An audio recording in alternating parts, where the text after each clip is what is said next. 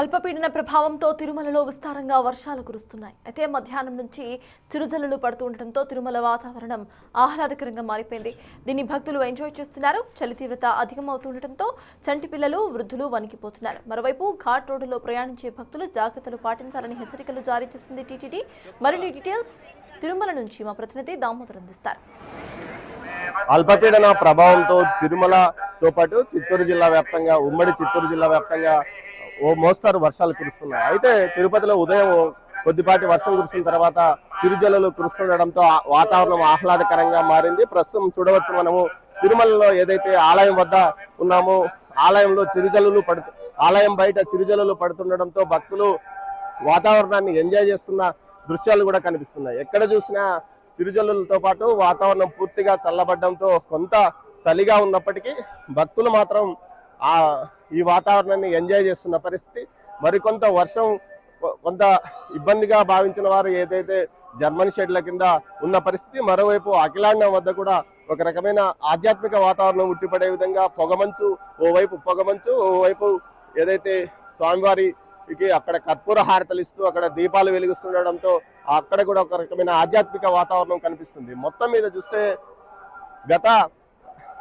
కొంతకాలంగా ఏదైతే గత నెల రోజులుగా ఇలాంటి వాతావరణమే తిరుపతిలో కనిపిస్తుంది. మరోవైపు ఏదైతే ఇటు తిరుమల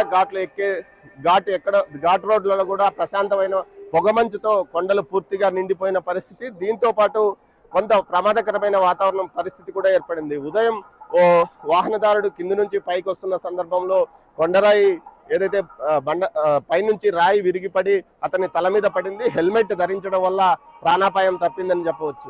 మొత్తం మీద చూస్తే ఇటు ఆలయ వాతావరణంలోనే మాడ వీధులతో పాటు ఆలయం ముందంతా వాతావరణం పూర్తిగా చల్లబడి పొగమంచుతో కప్పుకుపోయిన పరిస్థితుల్లో ఏదైతే భక్తులు ఎంజాయ్ చేస్తున్న పరిస్థితి కనిపిస్తుంది. దీంతో పాటు భక్తులు కూడా స్వామివారిని పెద్ద సంఖ్యలో దర్శించుకుంటున్నారు.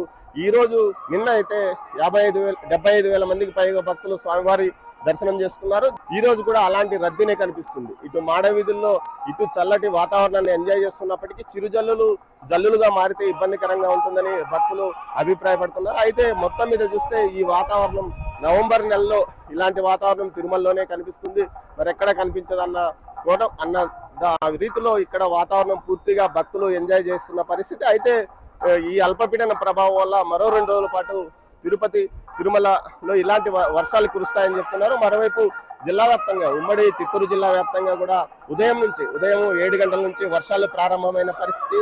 దీంతో పాటు ఇటు తిరుమలలో కూడా వర్షాలు పడుతున్నాయి. ఏదైతే ఆహ్లాదకరంగా వాతావరణం మారడంతో భక్తులు ఎంజాయ్ చేస్తున్నారు. అయితే చలి తీవ్రత ఎక్కువగా ఉండడంతో గదులు దొరకని వారు కొంత ఇబ్బంది పడుతున్నప్పటికీ వర్షాలు మాత్రం ఏదైతే చిరుజల్లులు మాత్రం భక్తులను ఆహ్లాదపరుస్తున్న పరిస్థితి. మరోవైపు ఏదైతే తిరుమల నుంచి తిరుపతికి వచ్చేటప్పుడు ఏదైతే యాత్రికులు జాగ్రత్తగా రావాలంటూ కూడా టీటీడీ అధికారులు హెచ్చరిస్తున్న పరిస్థితి. ఏదైతే పూర్తి స్థాయిలో గతంలో వచ్చిన వర్షాల వల్ల ఏదైతే కొండలలోని రాళ్ల ప్రాంతం అంతా నాని ఉంటుంది, రాళ్లు విరిగిపడే అవకాశం, కొండ చర్యలు విరిగిపడే అవకాశం ఉంది. కాబట్టి జాగ్రత్తగా రావాలంటూ హెచ్చరికలు జారీ చేశారు. దీంతో పాటు ఇంజనీరింగ్ సిబ్బందిని కూడా ముందస్తు హెచ్చరికలు జారీ చేసిన పరిస్థితి. కెమెరా పర్సన్ పురుషోత్తంతో దామోదర్.